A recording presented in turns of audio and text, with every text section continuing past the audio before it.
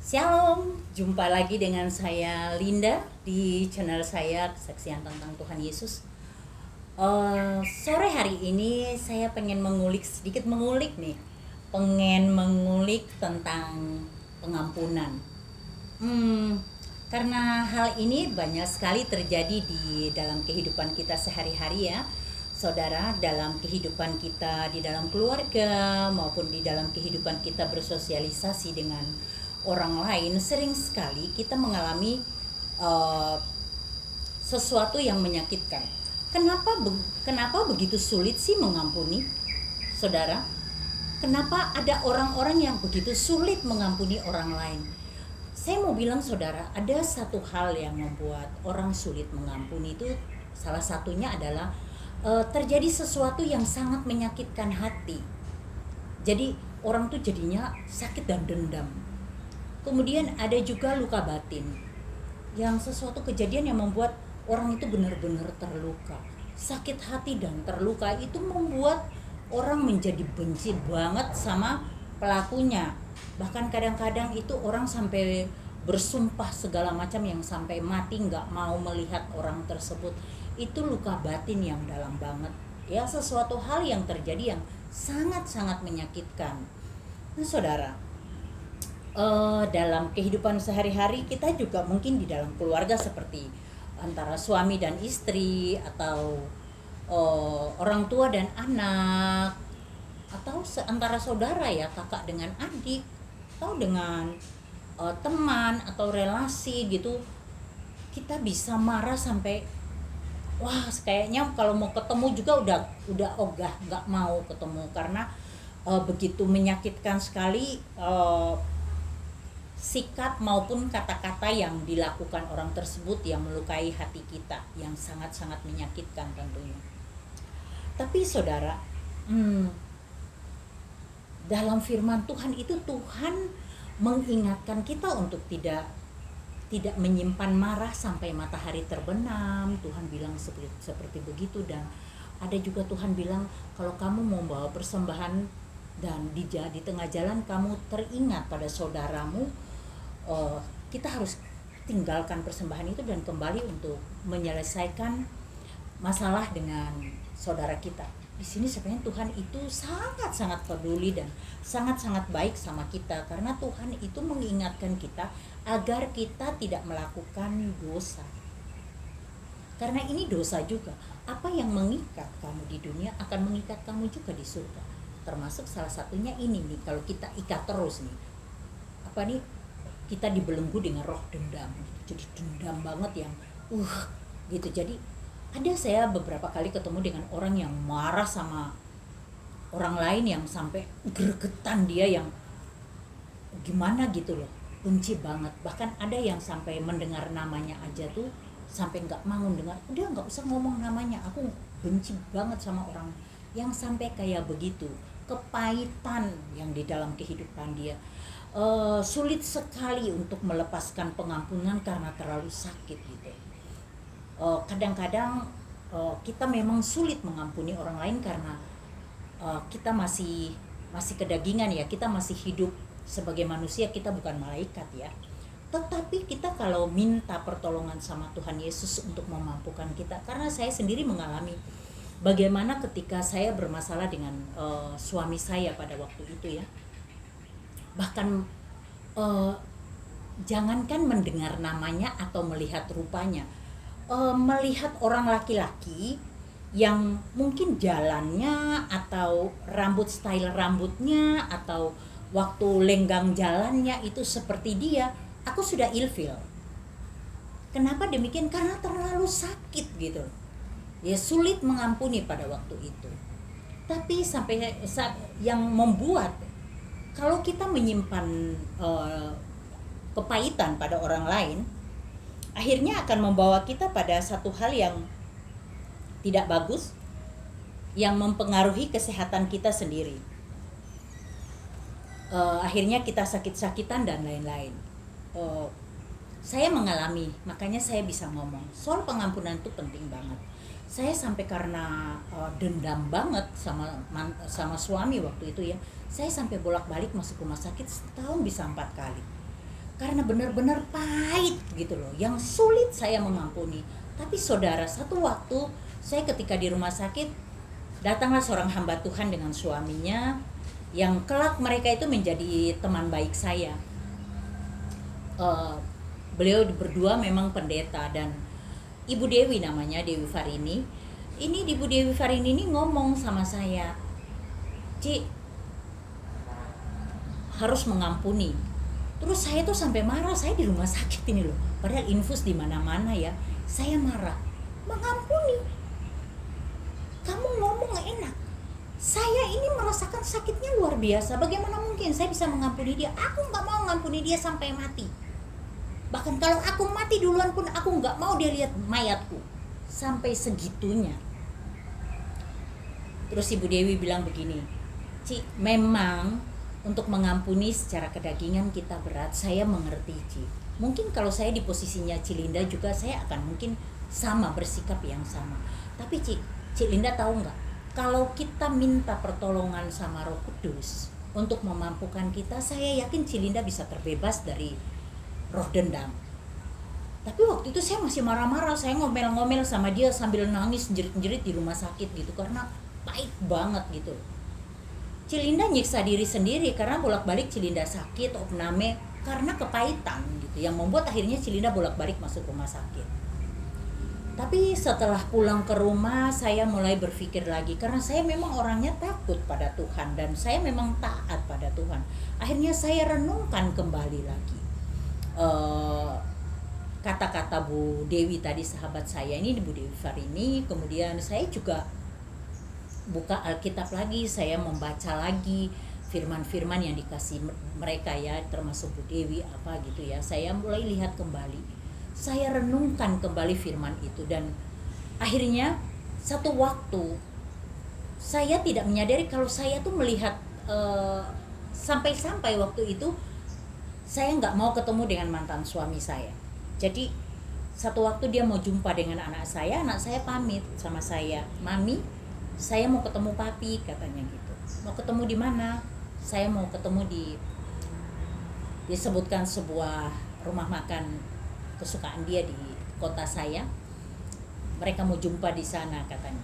Terus saya terus begini, Non, udah nggak usah keluar, suruh papimu kesini aja. Dia tuh sampai melongo ngeliatin saya. Beneran Mami? Beneran. Nah, awal-awal memang saya belum mau jumpa, jadi dia datang ke rumah, saya masuk di kamar. Tapi lama-lama saya mulai bisa pengen ketemu dia, lihat reaksinya dia seperti apa. Kemudian saya juga kalau ketika masak dia datang sama anaknya gitu, saya bisa bertanya, Pak sudah makan belum Pak? Belum, saya baru mau ngajak Noni keluar makan. Gak usah deh, kalian makan aja di rumah, aku masak. Jadi aku bisa mulai mengampuni, dan bahkan sampai sekarang hubungan kita baik seperti teman, juga saling berkunjung, semuanya untuk demi kebaikan diri saya sendiri juga. Walaupun mungkin kita tidak bisa bersatu lagi sebagai suami istri, tapi saya sudah mengampuni dia dengan sungguh-sungguh. Itu penting sekali untuk saya share kepada saudara, karena kenapa kita harus mengampuni? Nah, kenapa kita harus mengampuni orang yang bersalah kepada kita?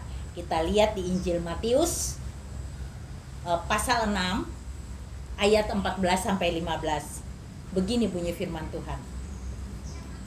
Karena jikalau kamu mengampuni kesalahan orang, Bapamu yang di surga akan mengampuni kamu juga. Tetapi jikalau kamu tidak mengampuni orang, Bapamu juga tidak akan mengampuni kesalahanmu. Saya renungkan benar-benar firman Tuhan ini. Kalau berarti kalau saya tidak mengampuni dia dengan sungguh-sungguh dari dalam hati saya yang terdalam mengampuni, Tuhan juga tidak akan mengampuni saya. Saya mulai introspeksi diri saya sendiri. Apakah saya ini orang yang suci, yang layak di hadapan Allah Bapa? Kalau saya sendiri masih menjudge dia, menjudge orang lain, membenci orang lain, saya kembali renungkan itu, dan akhirnya saya mengambil keputusan yang penting di dalam hidup saya untuk mengampuni. Kenapa saya bilang mengambil keputusan yang penting? Berarti saya melepaskan satu belenggu lagi, belenggu dosa dalam hidup saya di hadapan Bapa Surgawi. Kemudian kita bisa lihat lagi Injil Efesus pasal 4 ayat 32. Tetapi hendaklah kamu ramah seorang terhadap yang lain, penuh kasih mesra dan saling mengampuni, sebagaimana Allah di dalam Kristus telah mengampuni kamu. Kita bisa lihat lagi Injil Matius 18 ayat 21 sampai 22. Kemudian datanglah Petrus dan berkata kepada Yesus, "Tuhan, sampai berapa kali aku harus mengampuni saudaraku jika ia berbuat dosa terhadap aku? Sampai 7 kali?" Yesus berkata kepadanya, "Bukan. Aku berkata kepadamu, bukan sampai 7 kali, melainkan sampai 70 kali 7 kali." Wow. Berarti mengampuni itu tidak ada batasannya. Mengampuni itu harus sungguh-sungguh mengampuni. Tidak ada tersisa sedikit pun rasa sakit hati pada orang yang pernah menyakiti kita. Saudara, mungkin saat ini banyak sekali, saya tahu banyak sekali saudara yang masih punya kepahitan terhadap orang tua, terhadap saudaranya sendiri, terhadap rekan kerja, terhadap pimpinan, terhadap bawahan. Benci yang sulit sekali dimaafkan. Tapi saudara, saya mau bilang sore hari ini, saudara harus mengambil satu keputusan dalam kehidupan saudara. Karena apabila saudara tidak mengampuni orang tersebut, saudara membelenggu diri saudara sendiri dengan roh dendam, roh sakit hati yang membuat luka hati saudara semakin dalam. Tapi kalau saudara mengambil keputusan untuk mengampuni, saya acungi jempol, saudara membebaskan diri saudara sendiri dari belenggu dosa itu. Saudara melepaskan diri saudara sendiri dari roh kebencian. Saudara, saya katakan lagi, tidak mudah. Tapi yang memampukan kita adalah Tuhan. Tuhan yang memampukan kita, Roh Kudus yang memampukan kita untuk mengampuni orang lain. Ambillah keputusan untuk mengampuni. Kalau saat ini saudara menyadari itu dan saudara kontak orang yang menyakiti saudara dan jumpa dengan dia, katakan sama dia, "Aku mengampunimu karena Bapa di surga mengampuni aku." Kalau saudara tidak melepaskan pengampunan, saudara membelenggu diri saudara sendiri dengan dosa, dendam itu. Dan kalau kita tidak tahu siapa yang mati duluan, kalau orang yang kita benci yang mati duluan, saudara membawa apa? Penyesalan yang luar biasa, karena ketika saudara menyadari untuk mengampuni, orang yang mau diampuni sudah tidak ada. Saudara tidak bisa berbicara sama dia. Tapi kalau saudara yang duluan meninggal, saudara membawa dosa dan sakit hati ini di hadapan Tuhan. Kita harusnya menjaga kekudusan bait Allah kita.